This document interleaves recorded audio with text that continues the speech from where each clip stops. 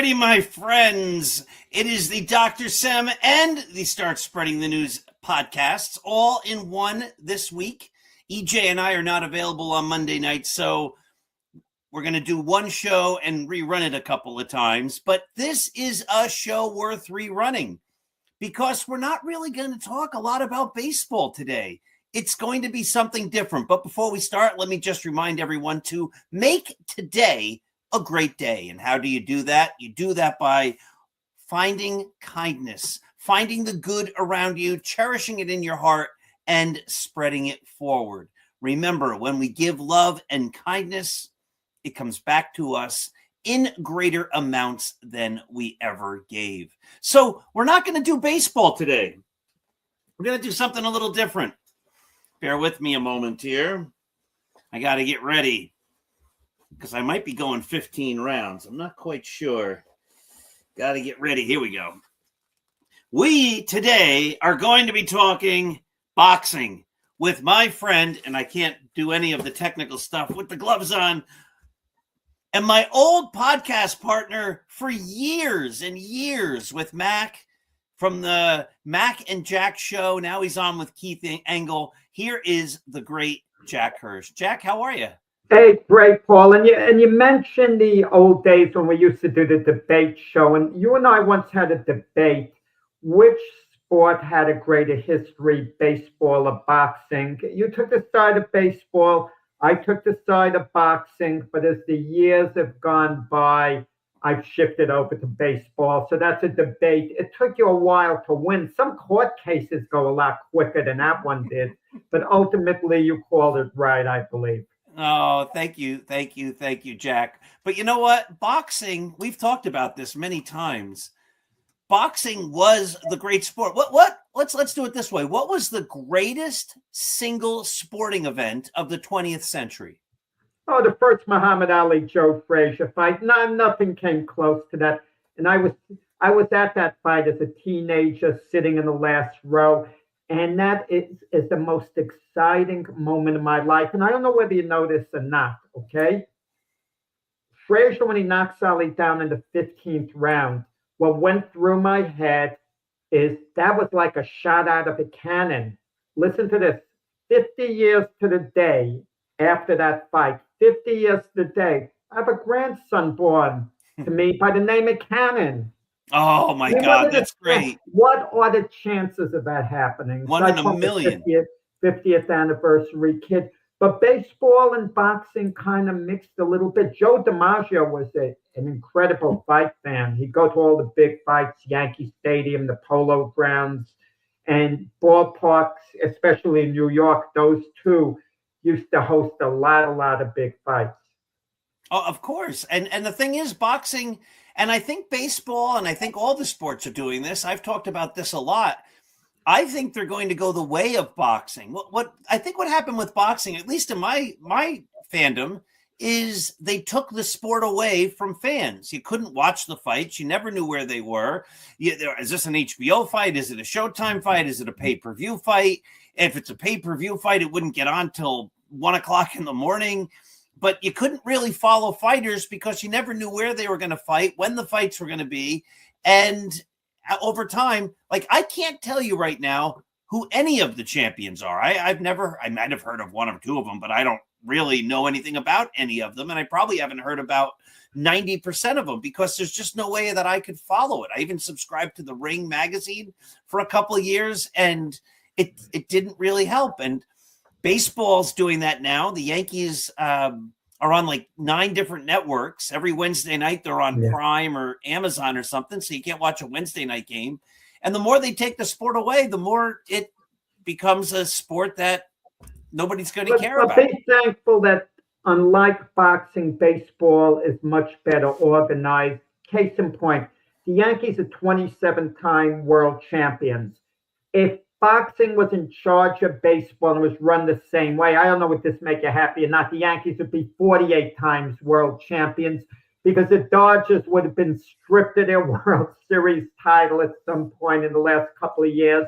We would have had the Yankees play the Philadelphia Phillies or something to see who would be the new baseball champion. I mean, that's what goes on in boxing all the time. And true. Well, you'd have the world champions from the MLB, then you'd have the national champions from the MLWBC and the International Baseball Federation, the IBF would have a champion. Beautiful. You're good. I mean, don't talk anymore. Someone might pick up on it. No. Listen, sometimes we're ahead of our times and not realizing. I said about 30 years before it happened to make a rule in picking the runoff at first base.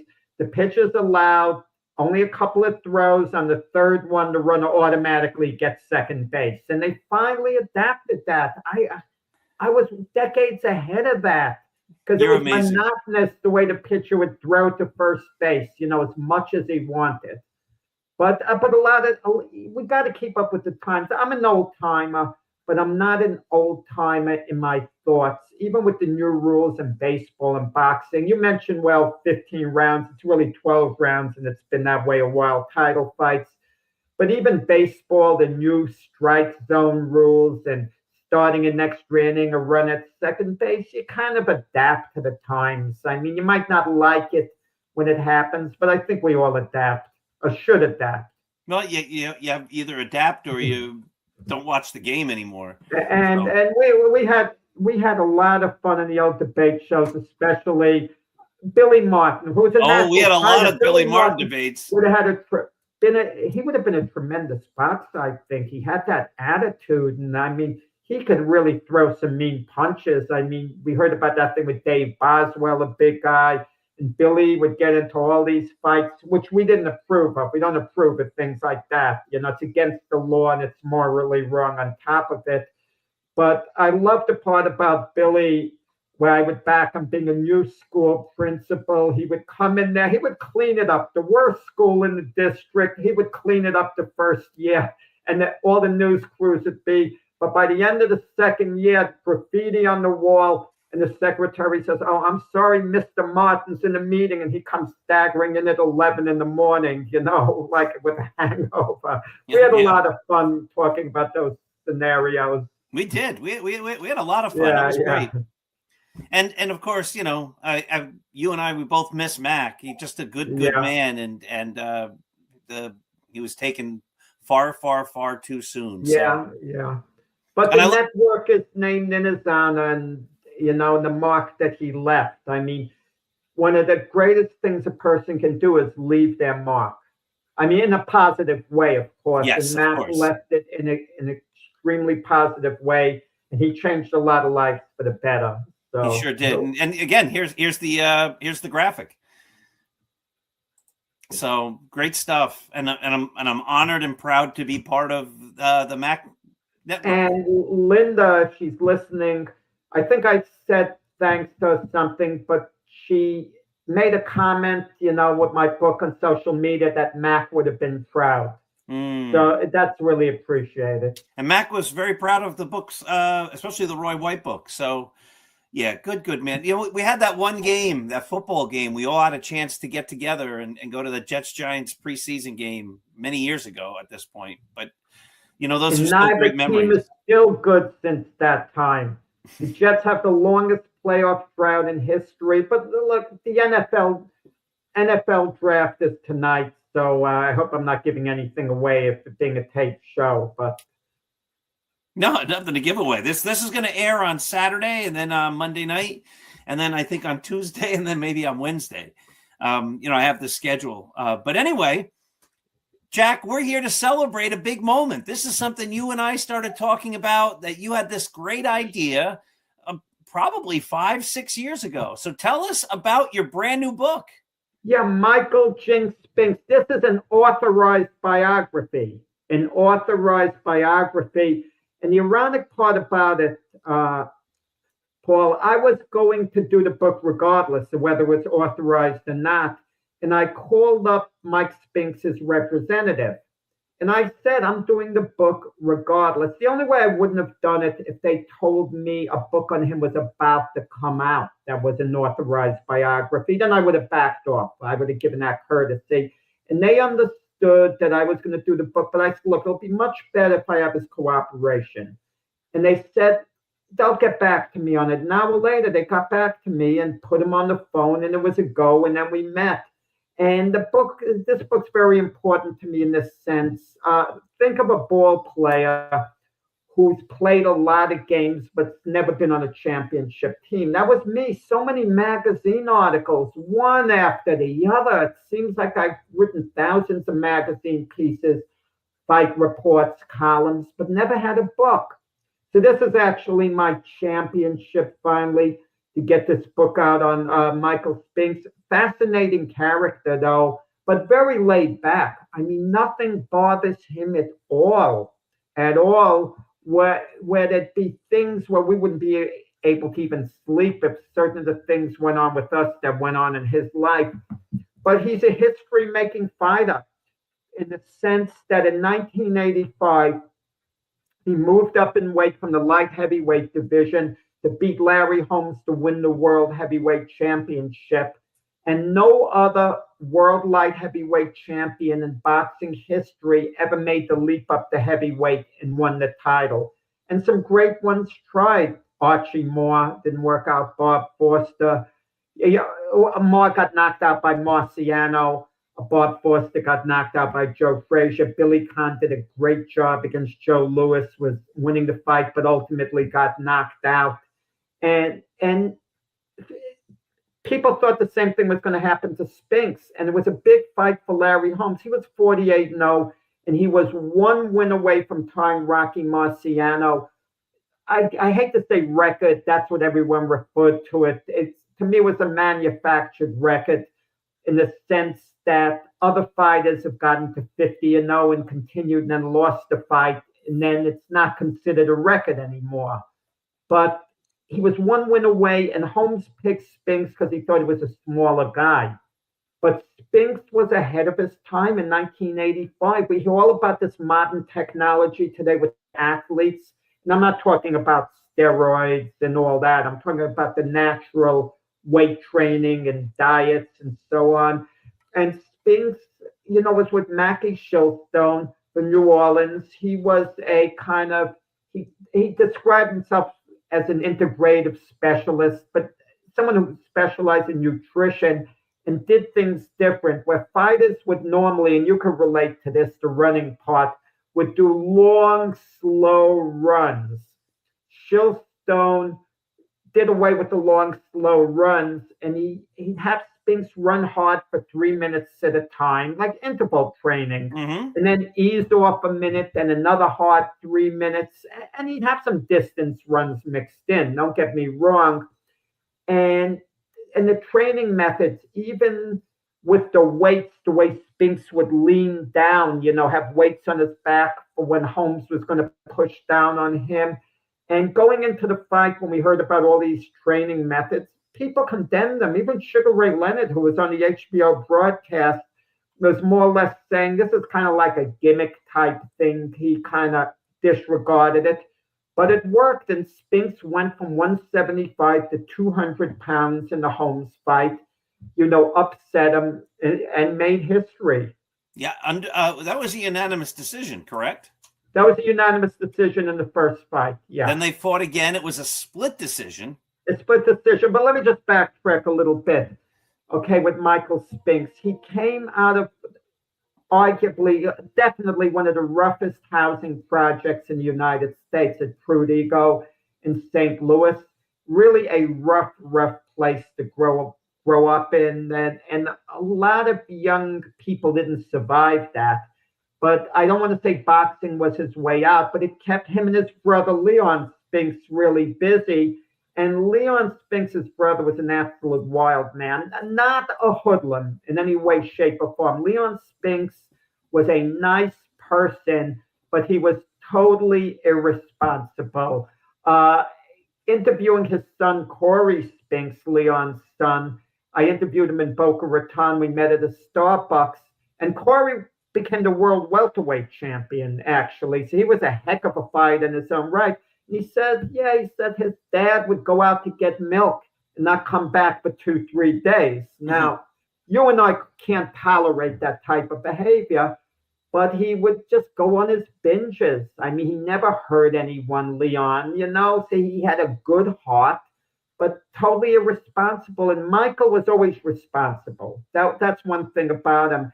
And someone who did a review of my book said, if you were a parent, you wouldn't want Leon babysitting for your kids, but you'd be good with Michael babysitting. Oh, that's nice. Responsible. Yeah. That's awesome. Now, as I think about this, the Klitschko brothers were both heavyweight champions. Leon and Michael Spinks were both heavyweight champions. Were there any other brothers that you know of that were heavyweight champions? No, those that's the only pair. That's the only two. And well, but I'll take it a step further. The Spinks brothers were both Olympic gold medalists. Not both, yeah. So see, when you look at what they did, and they were always very close. And the way Michael described it, he got into boxing by being a bit of a bully in his own family. I mean, even though it seems out of character, he intimidated his siblings. And even though Leon was 3 years older, Leon took the abuse from Michael until one day he snapped and he put a beating on Michael. And Michael was impressed with the beating he took. He says, wow, how did you learn to fight like that? And then Leon told him about going to the gym. And Michael begged Leon, can you take me to the gym? I'd like to learn all that. And Michael would go to the gym, and that was kind of his life. And in the Olympics, Michael is part of that famous 1976 Olympic team. And they're going to be celebrating the 50th anniversary of it this year, that Howard Cosell called the real heroes of that Olympic Games. They created a big buzz. You had Sugar Ray Leonard, who had that wonderful smile, he was just a media darling. And then you had Howard Davis, whose mother died 3 days before the Olympics began, and he didn't know whether he was going to stay behind and fight or not. And he decided to stay behind because it was his mother's wish for him to win the gold medal. And that was a big, big story. And he did win the gold medal, Howard Davis, as did Leonard. And then there were the Spinks brothers, who were slipping under the radar, but they were gaining some momentum as time was going by, because they're both from St. Louis, and their mother couldn't afford to see them box in the Olympics. But a silent donor came forward at the last moment and flew the mother to St. Louis to see them box. And Leon and the other fighters had it really difficult. Michael, he had an easy route to the Olympics. I told him that, and he agreed. He got walkovers, buys, all the bricks you can get. He wanted to fight, He was getting edgy. I want to beat someone. He only had to fight one time to get to the gold medal match. And it wasn't his fault. It was crazy circumstances. But when he got to the gold medal match, he fought a Russian Riskiev, who knocked him down and beat him decisively the year before in an international meet. And Michael got his revenge. He stopped the Russian fight in 2 rounds and won his gold medal. It's another thing. Like, I even during the Olympics, it's hard to find the boxing matches, right? It's not they don't even promote them like they used to. Yeah, so it's a shame. It's a shame.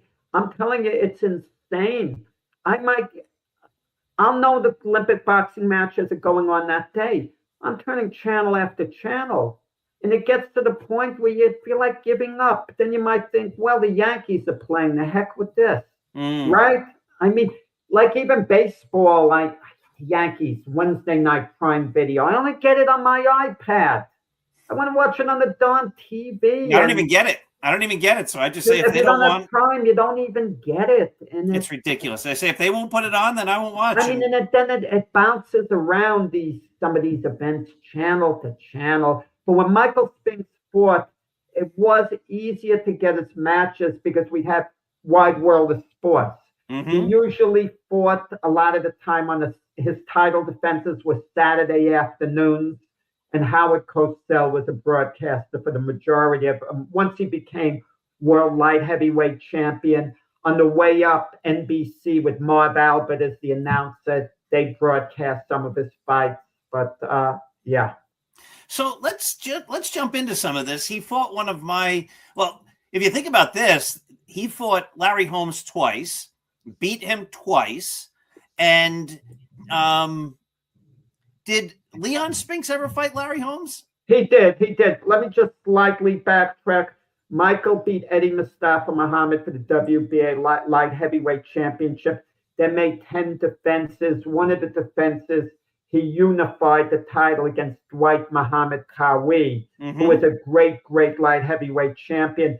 And Qawi and Spinks had familiarity. They used to spar all the time out of Joe Frazier's gym.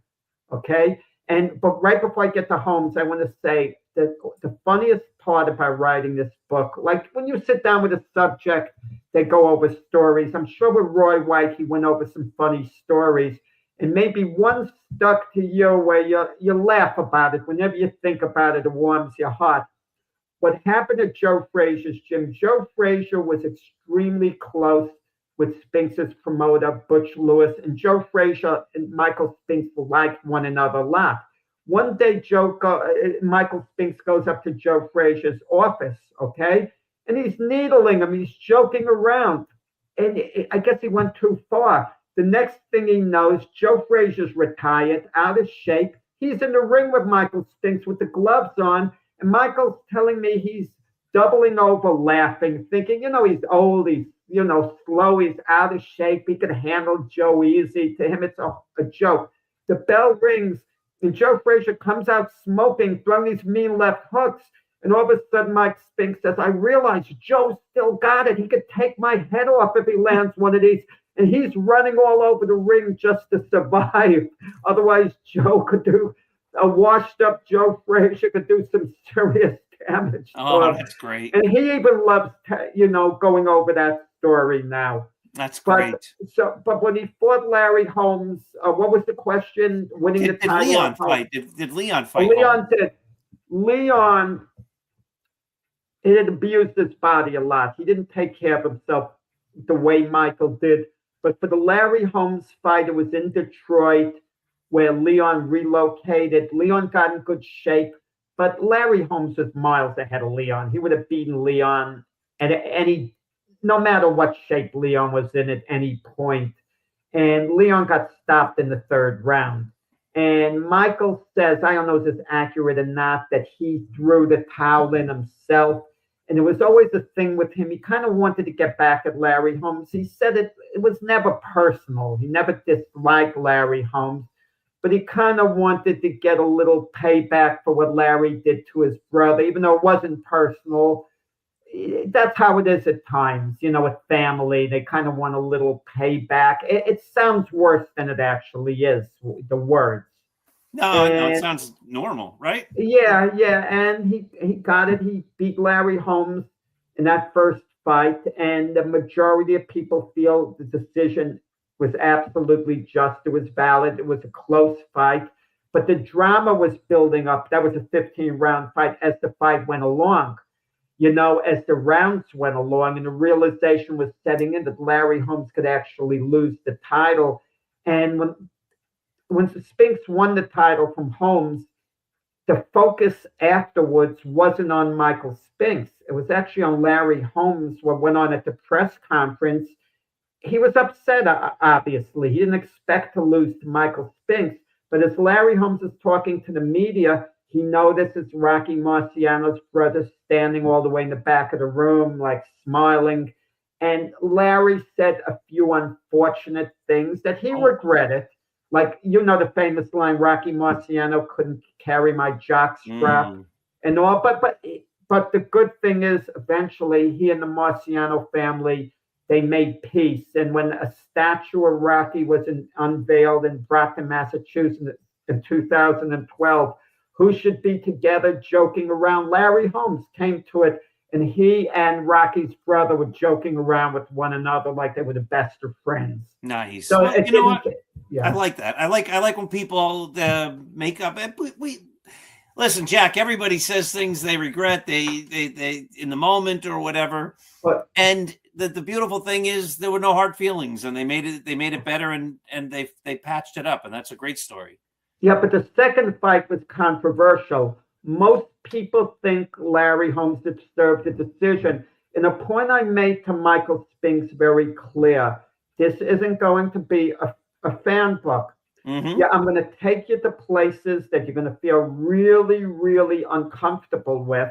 I'll respect your privacy to a point, and I'll respect your rare requests if you don't want me to talk to a person now and then. I'm going to do my best to respect your wishes. You know how it is. You're doing a book on someone. If it's their biography, you have to respect their wishes, but to a point. To a point, they have to respect you as a writer and you having editorial control. So it's kind of like a balancing act. And I would make him feel uncomfortable at times, but he had certain requests that I not talk to a couple of people, and I left it alone. Mm-hmm. You know, I left that alone. But I could tell you something that happened that was kind of funny in a way. He wound up marrying the person who he's been with her since the 1980s, who's his agent, more or less. They've known one another all these years on and off, but they're very, very close. And he's in her apartment, and she's the one that arranged, you know, the finishing touches on me being his biographer. And I'm asking about the other women in his life. And she's aware of what's going on with him. He was so nervous. And I'm not asking specific names, timelines, what went on. And he is bobbing and weaving. But at the end of the time, at the end when we were done, and I was there about 3 hours, he's walking me to the door to say goodbye. And he's giving me a look like this. All of a sudden, he smiles like this. He's giving me one of these, you know the way these things are, Jack. I mean, I do, but I don't. I mean, I've been ethical the whole time myself. And I took him to a place he was kind of a little nervous about. But the Larry Holmes rematch was controversial, but Larry Holmes got off to a big lead in that fight. And I had Holmes up a couple of points at the end. But Michael Spinks scratched and clawed his way into the fight and put himself in position to get a decision. And being a sports guy, especially baseball, you got to close teams out. You got to close someone out at the end. We've seen teams winning all game, and somehow another team gets within range, where they could actually beat them. And that's what happened with Michael getting the decision over Larry in the rematch. And that would happen sort of with the Sugar Ray fight with Hagler. Ray Leonard deserved that decision in that fight, I feel. But a lot of people feel Hagler won. But it's interesting relationships. So for years, Larry Holmes, he would harbor bad feelings, not getting the decision in rematch. And he and Michael weren't exactly the friendliest. And Michael was leery of him, but Holmes actually let go finally. Finally, he let go. It was a lot of years of bad feelings. He invited Michael to come to his golf tournament. Michael accepted and then got cold feet, didn't show up because he was scared of what Larry might do to him. It was insane. But then they've gotten kind of reunited in a way, and I write but there might be a little hard feelings, even though I'm told Larry doesn't have any ill feelings at all. Michael likes Larry a lot now, believe it or not, but he still thinks Larry might feel a certain way. So I said, you can invite them to dinner. They'll break bread together. Just they'll be at the same table, but just don't put them next to one another. Let one person be beside, and they'll get along great. Probably laughing and joking, and that's good stuff. So after he beats Larry Holmes the second time, he fights a guy I never heard of, Stephen Tank. That was a free pass. Okay, the guy is yeah. And then he fights Jerry Cooney, who Jerry Cooney, right? I know him very well, and we had him on the podcast Glove Fist, and everyone loves Jerry Cooney. He's a big teddy bear. I mean, the friendliest guy you're ever going to want to meet.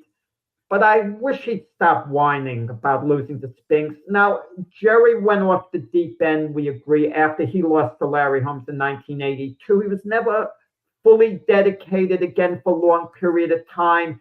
He fought Mike. He had a couple of fights before fighting Michael. Then he fought Michael, and it wasn't an easy fight for Michael. but the last round, fifth round, Spinks obliterated him, dropped him twice, and hammered him bad, and they stopped the fight. And then a couple of years after that, he fought George Foreman.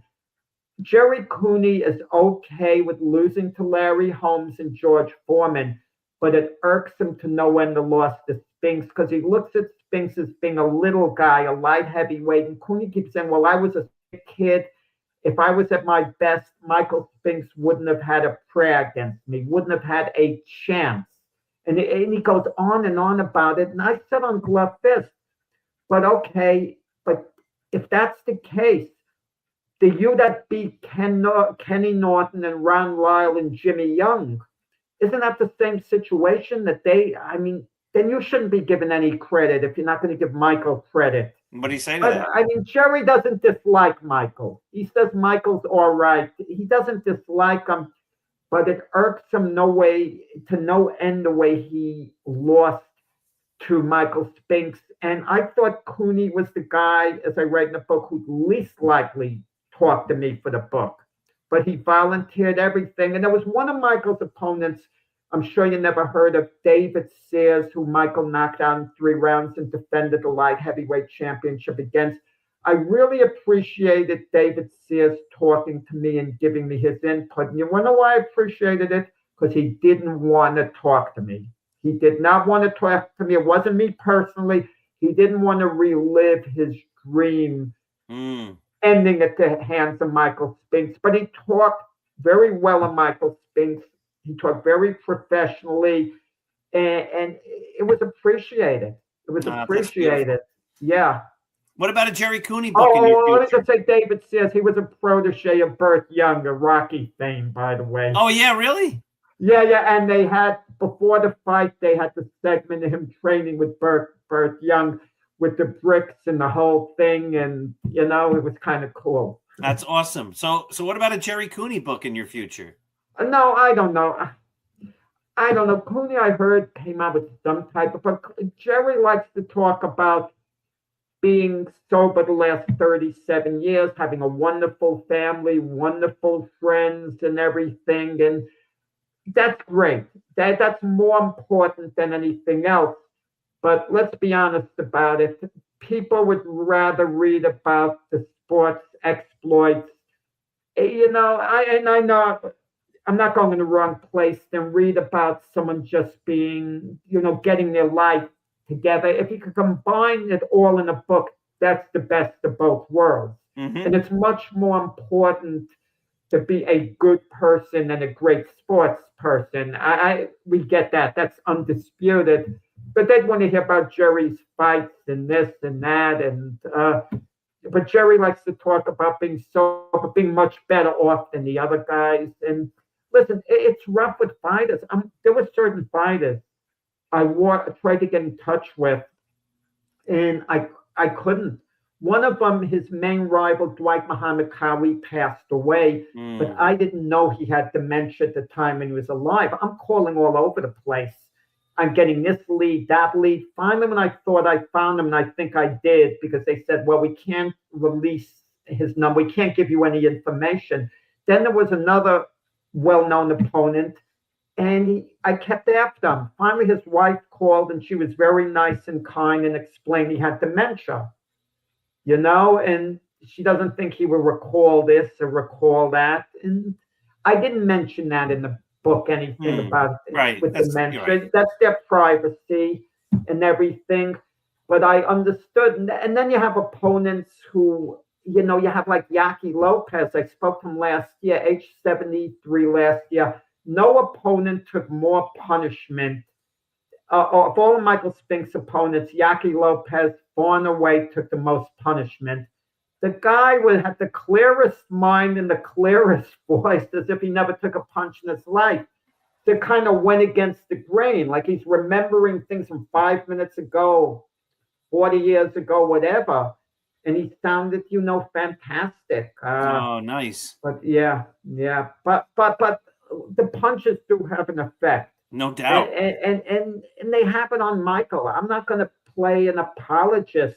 I don't think he has dementia in the sense that you can relate to this. When you're doing a book and you're with someone, it's different from interviewing them on a show like this, because you could push them in private if that's your style.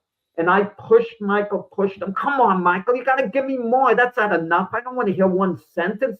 Talk to me. I was like a trainer, pushing him, pushing him. And finally, I get him to talk more. And he's a quiet guy by nature. Nothing bothers him at all. But the Cooney fight, he did a great job beating Cooney. And then I'm sure you want to get on to Iron Mike Tyson. Well, yeah, it's interesting. I don't think anybody knows. Like people, a lot of people have heard about Michael Spinks. Obviously, he was a heavyweight champion. But he fights Mike Tyson. He goes into that fight 31-0. Tyson knocks him out in the first round. But we've talked about Larry Holmes. You talk about Joe Frazier. You talk about Muhammad Ali. You talk about George Foreman. You talk about Jerry Cooney. These guys, they keep fighting and fighting. So he probably could have kept going. How come he stopped? He lost one fight, and then that was it. Why does his career end right there? This is insane. That's what makes Michael Spinks unique. When he was fighting, one of his goals was, I know it's crazy, I'm going to keep fighting till I lose a fight. Then I'm going to retire. I mean, most of the time it's the opposite way. They talk about retiring unbeaten or whatever. He could have been talked into coming back. Okay, but when he lost to Tyson, it was such a burden to get that fight to be made. And eventually they made the fight. And ironically, the promoter of that fight was Donald Trump, was the promoter of that fight. He was also the promoter of the Spinks-Cooney fight. So there was like that relationship, like going on. And he got paid, Spinks, $13.5 million was the purse for the fight. It had to be divvied up, however.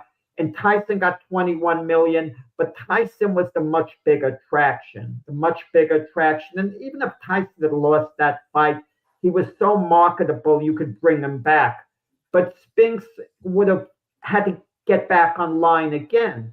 I mean, think of it. You're going for Yankee World Series tickets, okay?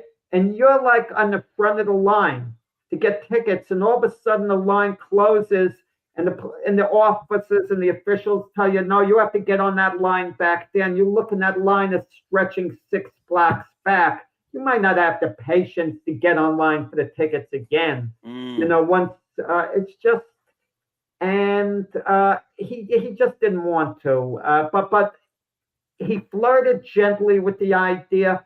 But I credit his promoter, Butch Lewis, for shutting down all the talk. Butch Lewis is the enigma, his promoter. And what happened with Michael Spinks? He was so dependent on Butch Lewis, so dependent. Butch held on to all his money. Butch gave him an allowance. I wouldn't recommend it for anyone. I'm sure you have some great friends in life who you cherish in an amazing way, okay? In an amazing way. You wouldn't let them hold all your finances and give you an allowance and pay your bills for you. You wouldn't. The only time you should allow that if you have a trusted spouse and you have that type of marriage, that's different. Everyone should be aware of their finances regardless, all parties.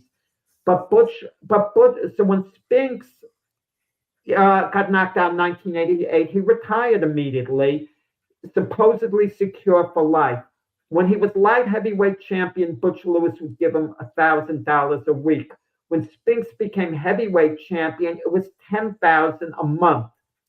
Butch Lewis continued to pay his bills from 1988 to 2011. And you give him the money, pay everything, but then Butch Lewis dies in 2011. He's been sick a while, and all of a sudden, Michael Spinks becomes destitute. No bills are being paid, no this, no that. Butch didn't leave anything with the will. But I think a good part of the money would have been used up anyway.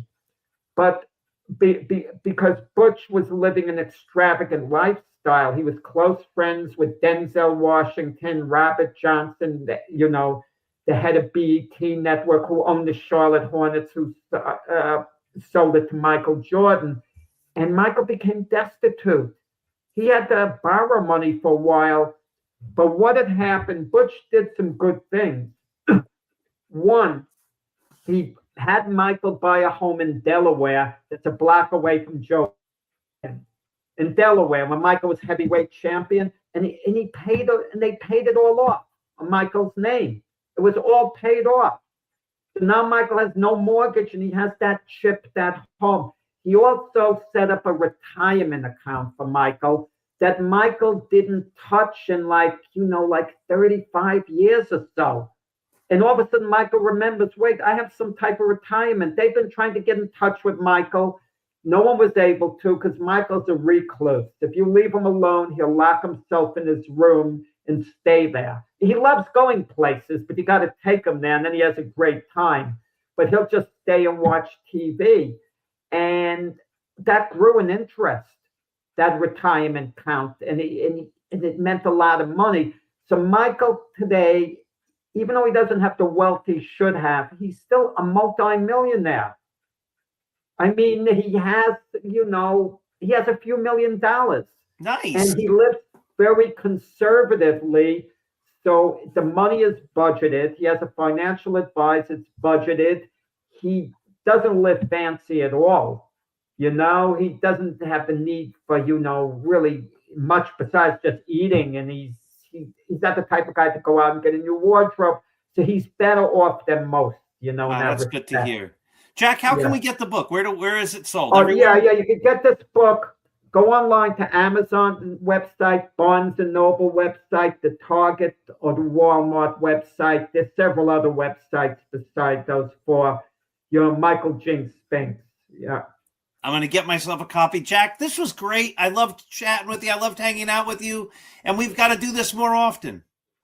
It's a lot of fun. And Yankees, are they going to the World Series in that? I'm not a believer in Aaron Boone, so I know they've won. You and Keith Engel. We're going to have you on our show on Keith and I, May 4th. If you could make May 4th that show. We're going to talk about your book right here. Let me give it a plug. The Yankees by the Numbers, and I told you about that movie. You got to watch the scene again for love of game in the bar when the guy starts reciting the Yankee numbers. It's good stuff. This book's going to help me because I've never been a big numbers person, remembering numbers, but I'm going to kind of become really attuned with all these numbers. Yeah. Nice. You're going to be reading my book while I'm reading your book, Jack. Yeah. Thank you so much for joining me. And my dear friends who watch, thank you for watching. Jack and I have to get together again. As you talk, Jack, it brought back years of memories of hanging out with you on Saturday mornings, just like this. And of course, with Mac, it was so great. Thank you, Jack. Thank you to everybody for watching. This has been the Dr. Sem Yankee Show and the Start Spreading the News podcast. And we'll see you next week.